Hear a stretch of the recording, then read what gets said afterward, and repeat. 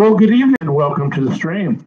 Let's go ahead and see what we can get into today. We're going to do where Art Bell discusses a space elevator with Dr. I want to William. get to Pillar to the Sky, and I want to get Great. to. Most of you about this book. Thank you. Okay, good. So, is a space explain to the audience what a space elevator would be?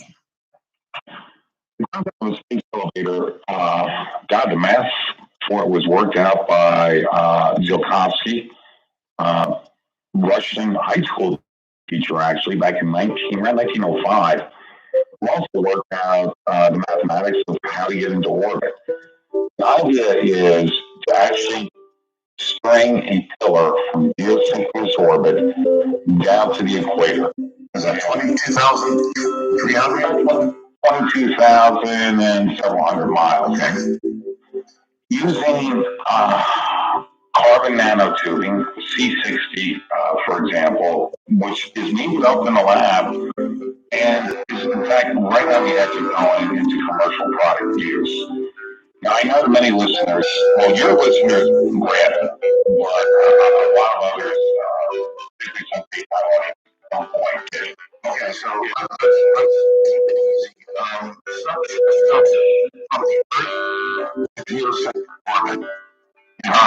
is just impossible to contemplate from any number of angles. Number one, let us begin with where would you begin building on Earth or in space, or when you begin both simultaneously? That's the big part of it. Let's look at a different angle. Impossible to conceptualize building it above the Earth's surface after 22,000 miles. Utterly absurd. The idea is to loft up the geosynchronous orbit, a thread made out of carbon nanotube, and then string that thread back down to the equator. Once anchored in place, By the way, this, folks, is where it's got to be, is at the equator. actually build it offline from the equator. The stress flows are getting a little bit weird. Right. The engineer's pleasure point is at the equator. Why? Because the place I picked in my book is Kiribati. Perhaps more familiar to many Americans because it's a small island chain nation. One of the islands about 60 miles off the equator is Tarawa, one of the great battlefields of World War II. Oh, yes. So if we build it right at the equator, we string a thread from geosynchronous orbit down to the equator, anchor it in place, and then the centrifugal force applied to it by the rotation of the Earth, you can thread rigidly. Very simple.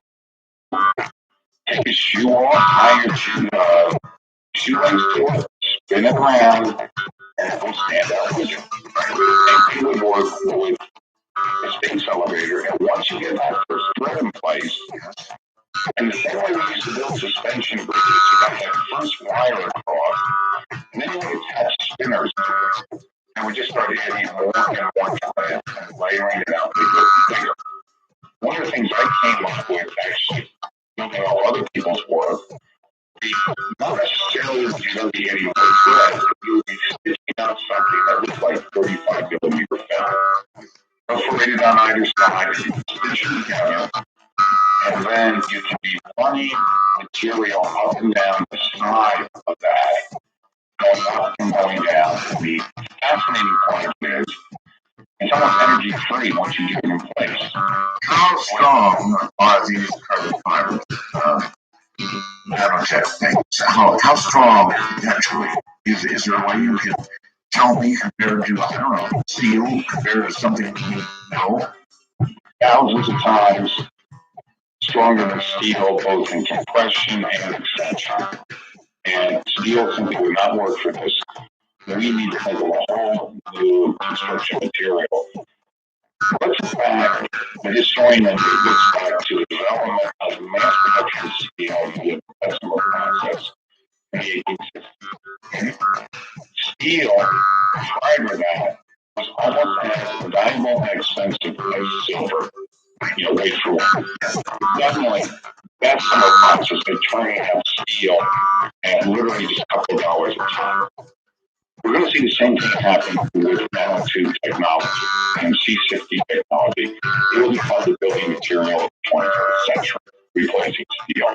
Steel transformed the cityscapes of the world between 1870 and what age. And I vaguely understand the nanotubes. I don't know what C60 is. C60 is one variant on that, and it's easy to pull up for folks. There's some pretty good stuff I looked on Wikipedia about it. It is actually a molecular rearrangement of carbon. It's also referred to sometimes as Bucky balls. It's fuller because it looks very similar to Bucky circulars geodesic bonds. And we're talking about at the molecular level. While we master stitching those together and being able to turn them as a wire thread or a flat film, like the old 35 millimeter film, you have the construction material of the future. Okay. If you can help me out understanding how big this so-called pillar to the sky would have to be to transport whatever it is we plan to transport up to geosync orbit in a way that, let's even back up from that. Right now, what does it cost to launch a pound of something or another into geosync? You and I have synchronicity here because that's going to be my answer.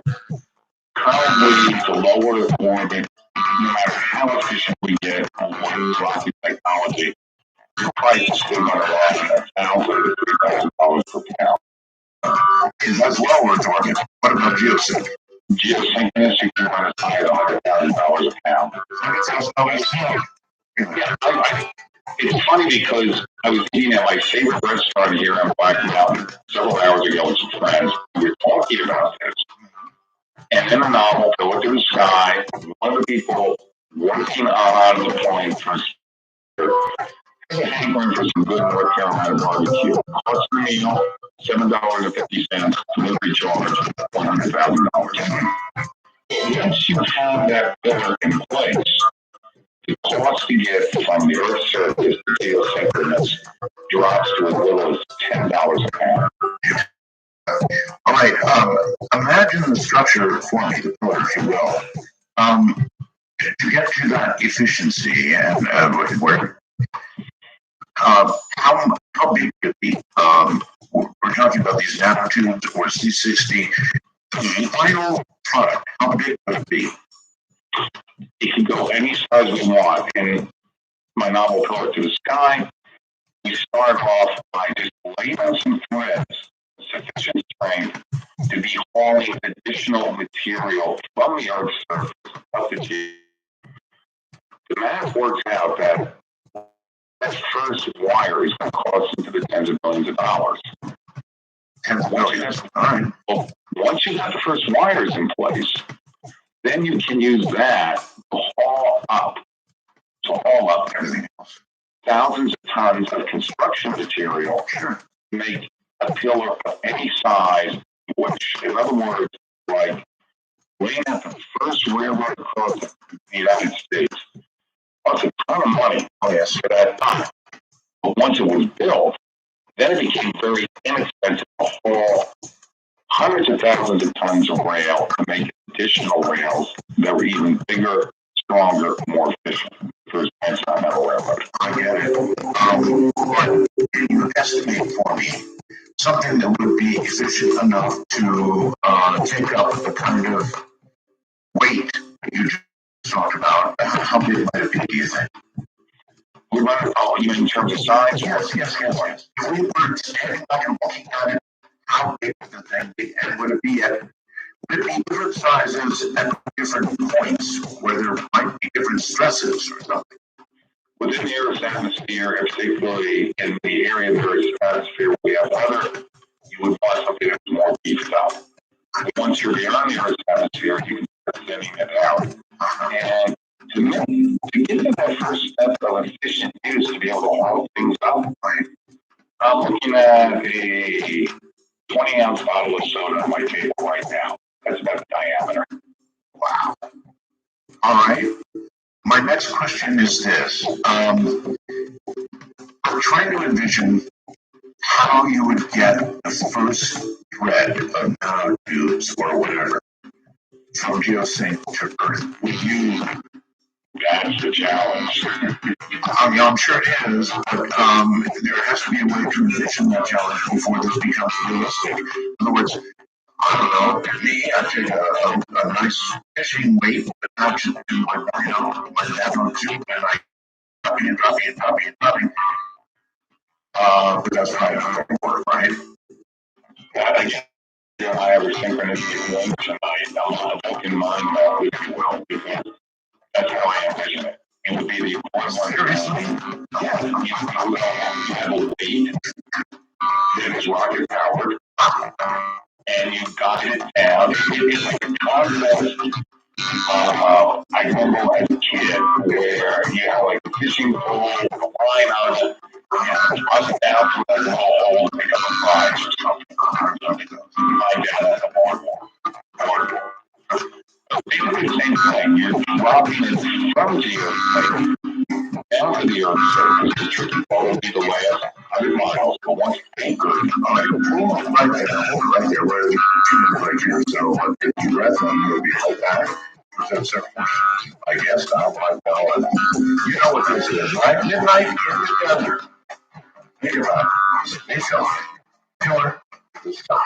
And at the moment, we're talking about something he probably didn't expect talking about when he came on the program, and that is space elevator, a puller, if you will, that it was both to the sky. And strangely, it's incidental. You know, I've got a gigantic array of books. You just cannot imagine, Professor. And so every now and then I'll wander over and I'll just look for something I haven't read to read. Came on your book and said, yeah, baby, this is the one. So as I mentioned, I'm right in the middle of it. So I don't know the whole story, and that's why I kind of wanted to talk about the space elevator. I'm delighted to be talking about it. All right, good.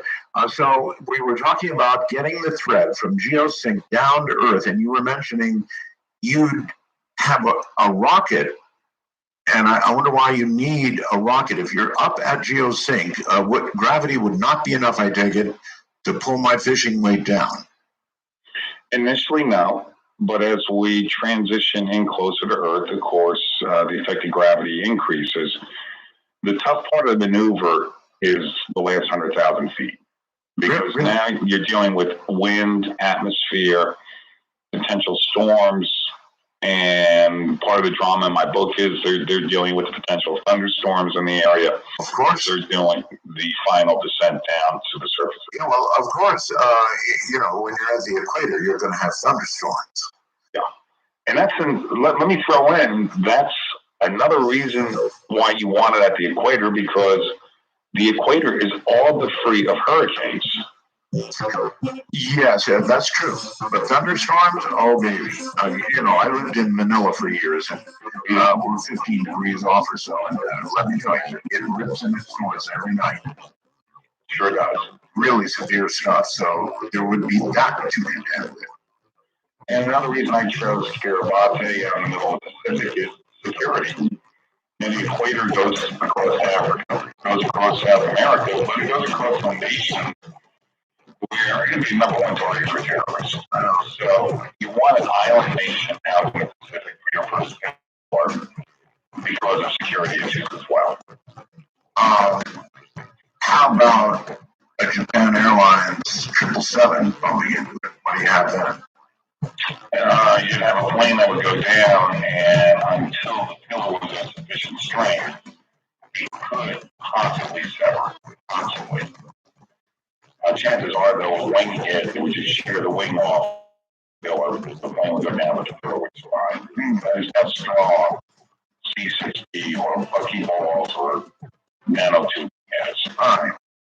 Now, tell me brass tacks here, as it were. Do we have enough nanotubes or enough C-60 or enough of whatever it's going to take to actually do this yet? When I first proposed the book, it was back, gosh, it was around 2010, 2011. The initial reaction in the team I was coordinating with NASA with any little that stuff is still 20, 30 years out. And just in the last 3 or 4 years, there's been tremendous strides, and we're now up to manufacturing potentially up to, last time I checked, 50 centimeter length. It will soon be going to millimeter length, and once you get that, it's like making steel wire in the century. Wow. Steel wire really did not exist several hundred years back. These are very short lengths. It was difficult and expensive to make. And then it started getting mass produced. Once you start mass producing this material, you can leave it to whatever you want. All right. Try this for me, Professor. I'm imagining something like a shuttle trip. We don't have shuttle trips anymore, but some kind of spacecraft would go to geosync orbit and would fire this rocket you spoke of. Pretty much straight down, I guess. Yes. And this thing would go flying down into the atmosphere. The normal, it would be going fast, as in the entry fast? No, not at all. Not at all, okay. The figures I looked at, the descent from geosync past the Earth's surface take about 10 days. You have a reel of this that would be gradually unrolling. You're not going fast, you're pulling it out at a rate of maybe about 100 miles an hour. And you keep it controlled, letting it out slowly all the way down to the Earth's surface. The rocket actually would serve to boost it down, but also as a retro rocket. And this final mile or so, this has to be anchor point, the pre-assembled anchor point that you lock your cable into. Once locked in, what do you mean? Where would that be? Are you talking about the ground? Right on the equator. Yeah, I just do. Okay, so this rocket would, one way or the other, get it all the way to the ground. Correct. And the key thing is you have a locking system there that is attached to it and assembled, prior to even beginning to send the material up into space. Right.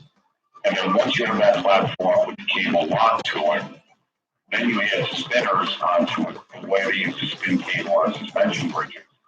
And those spinners just keep going up and down the cable, taking a couple of weeks for each journey, weaving more and more layers onto it to make it stronger and stronger. Once that first thread is in place, you got your stairway to the heavens. How much time would be involved? Let's say you've got the first thread in place. Yes. From that point to usability, how long? 5 to 10 years. Well, it's a lot of work. Well, we remember Jack Kennedy making a challenge in May of 1961, and not much more than a year later, we were on the surface of the moon. It would be a mega project. Same way Hoover Dam or the Billion State Highways. There was a time when America embraced mega projects. This is a mega project for America for the 21st century. I guess we could almost call it a mega structure. Yes, it would be the ultimate mega structure. For us, actually, is dark. Because once you're up there, think about going to Mars. What's the cost of going to Mars right now? Escaping Earth orbit, pretty much. All your material, once you have that cable viable, you haul your equipment up via the cable, assemble your Mars-bound spaceship, and your energy cost is but a fraction because what you are actually using centrifugal force imparted by the Earth's atmosphere to fling your craft towards Mars, which is a slight extra boost for escape velocity from Earth's gravity. Now, what did I say? When you're in Earth orbit, you're pretty much halfway to anywhere. Right. That's where all the big bucks are spent getting out of the atmosphere. And once you're in geosync, you're well over 90% of the way out there. This just seems like such a good idea. Poke holes in your idea. Major problem, orbital material, because all objects in orbit cross the equator twice in orbit. They go polar orbit launch. Oh, you're talking about like space junk, that kind of stuff? Everything from that glove that one of the astronauts had floating out of the spacecraft, likely there's a camera floating up there, or nuts and bolts to entire booster rockets that are in space. In fact, a couple years back, a Swiss firm actually did make a proposal. We'll start cleaning up the space junk for a price. Yeah, and essentially, become garbage collectors in space, taking care of the material that's out there. It will be expensive. And we're going to have to control the traffic. The traffic in space, there's about 15 to 20,000 objects in the orbit right now, of which only a fraction are viable operational satellites. Most of them are dead or debris from launches or systems right before. Because our space elevator is not just at DOC, it's going all the way down. So it is subject to virtually that whole line, right? Correct. And these objects coming around, the junk you talked about, typically moving at what kind of speeds?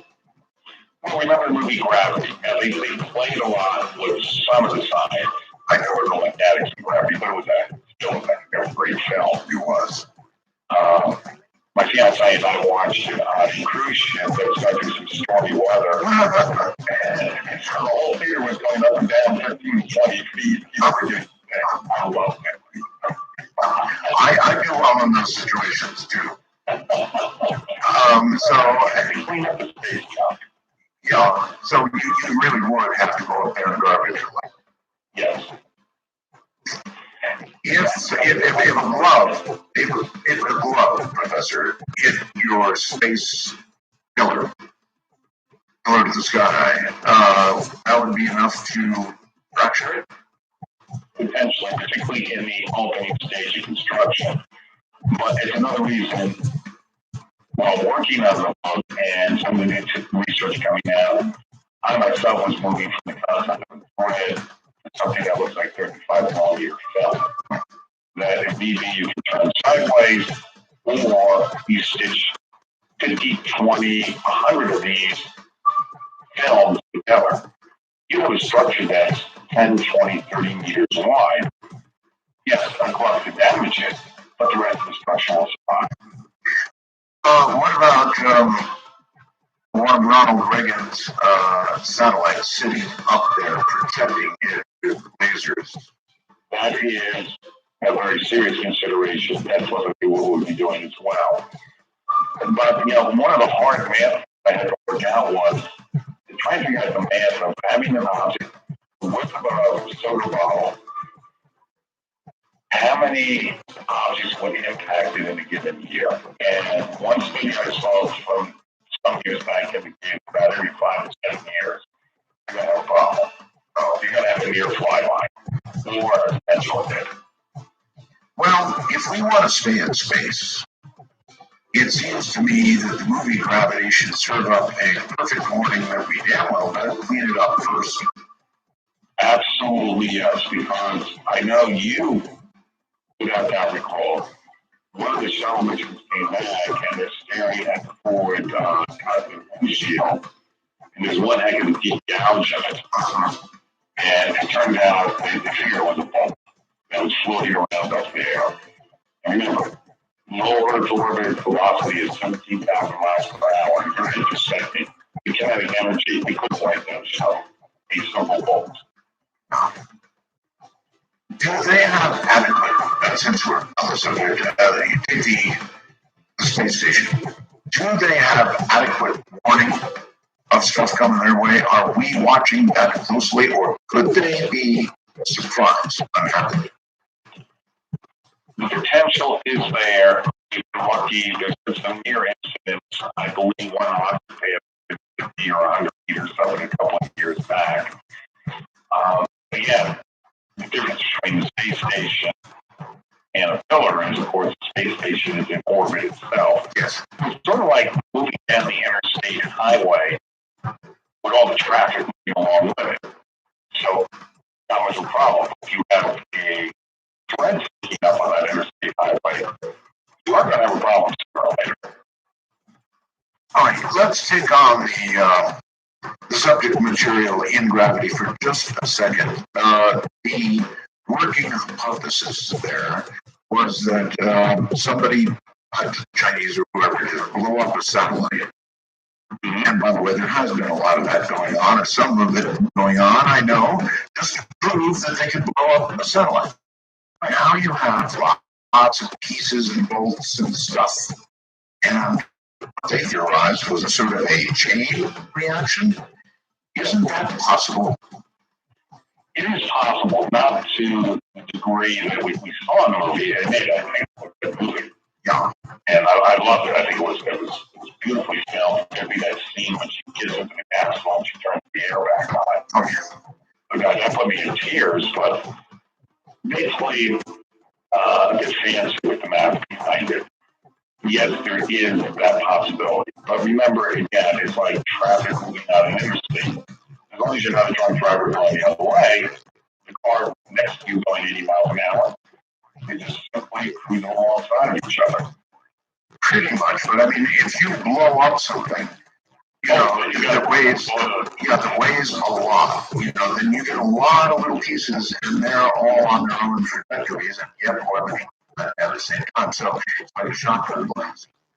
Absolutely, yes. As well demonstrated in that movie, where a nearby satellite was destroyed, and suddenly you had debris coming at space station, and suddenly everything starts to get torn apart. And the next pass is worse because it's in another satellite or two by then, and so forth. Yeah. So there was some math being played with there in terms of the time. It just the debris circle the Earth and come back and get things again. Never kind of figured 90 minutes for that. But remember, the targets that were going to be hit are also on the Earth orbit as well, through different planes. But nevertheless, I love the movie, and I think it will help generate interest again in the space program.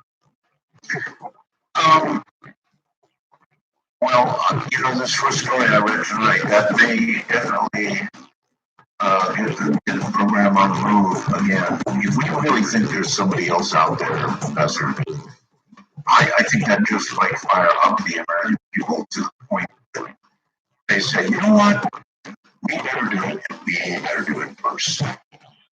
Recall in the 50s, with all the talk about flying saucers and everything else, and Russia's putting on Sputnik, that was a major drive for people to be looking up and saying, you know, we got to get up here too. And when Apollo shut down, I was such a fan of the movie 2001. We're talking about looking 30 years in the future because of the movie Back to the Future and the State Today.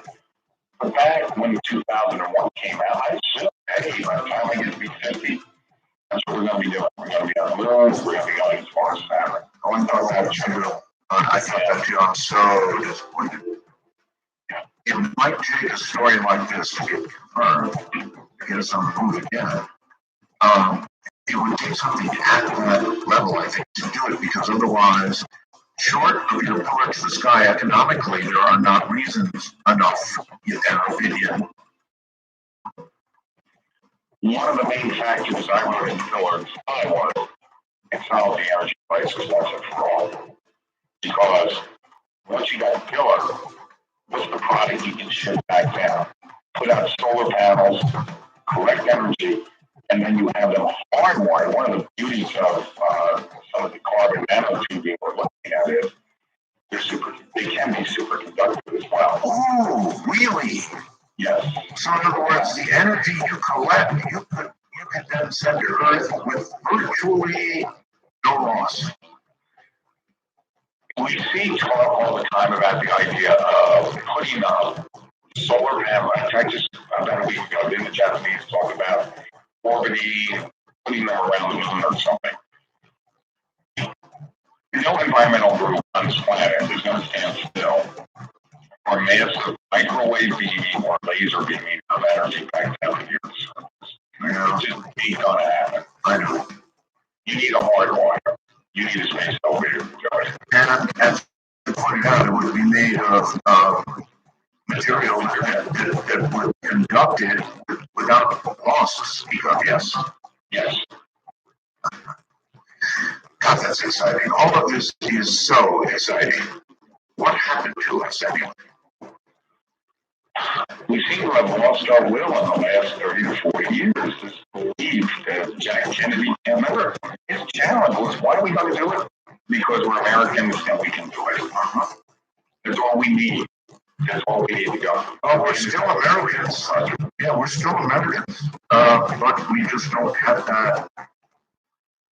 I don't know. We don't have that will. I hate saying, but maybe we need Trump. Somebody just a wild man out there. What's the matter? I mean, he just water it. You know, get the damn thing built now. We got 8 buildings. Build it. So what? I hate when just folks refer to them as water. Look at the Carnegie D's, Mellon, and others of the 1870 Edison. But, okay, I got the capital, I got the ability, I got the knowledge, and I'm going to wire this country with electricity. Oh, you didn't know it was a building. Oh, then that was all. You got to give the guy involved. Listen, if you win, we got an idea for that. All right. Well, I think it's a wonderful idea. I especially love the whole fuss that they're getting that first fiber down. Yes.